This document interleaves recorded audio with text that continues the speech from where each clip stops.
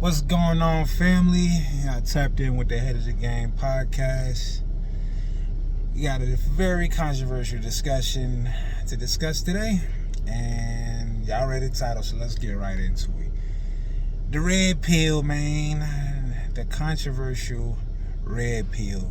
Now, I feel like the red pill is more so not, it transpires more than was advertised. That's for one. That's the one misconception. But the big thing about the red pill is that it's exposing not how people would say like female nature when it comes down to hypergamy, and it comes down, I feel like it's deeper than that. Red pill, just to me, it means compatibility and connection. And what do I mean by this?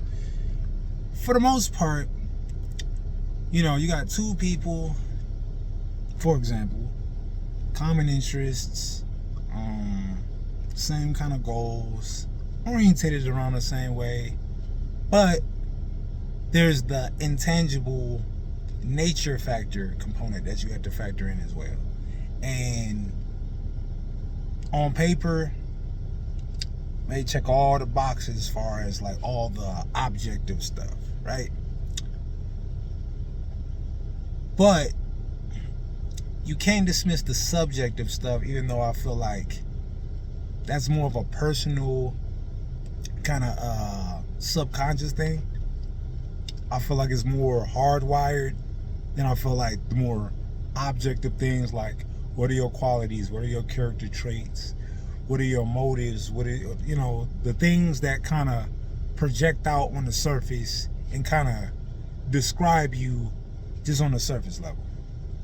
I feel like the subjective part is more personality, more like, just certain kind of abilities and skills that come naturally, Now, I will say as a caveat, there are certain skills that certain people possess, but it may be dormant, and it has to be possibly, that person has to be put in a situation where they're able to work on being able to tap into that characteristic or ability. But the main point of the red pill is it's traumatic. It's dealing with trauma. It's accepting what's hard to accept, and finding your way to work around it and find a new acceptance and a new reality and a new vantage point. And the crazy thing is that what most people wouldn't obviously admit is that the red pill is somewhat, in a sense, self-inflicted. Not intentionally, but it's self-inflicted just because you're trying to cope with something that you don't have in control of, but you're allowing it to dictate and harbor a place in your mentality, in the way you perceive things, right? So, for example, some people, red pill can exist even outside of a relational standpoint. For instance, if you're trying to get employment and you put in 6 job applications, you get 3 callbacks for an interview, and none of the interviews go right. So then you go out into the workforce or the job hunt, or you're trying to seize an opportunity with the mindset of a perception of, based off of your previous experiences, and now allowing that to dictate pretty much how the job market views your value. When initially, it may not be the quantity or the sum of everything. It may be you just have a specific skill set and you go into all the wrong places to try to maximize, your value, your potential, and your opportunities, what you have to offer. So how does that, juxtapose towards a relational standpoint? It just comes down to compatibility, That's just about the sum of it, man.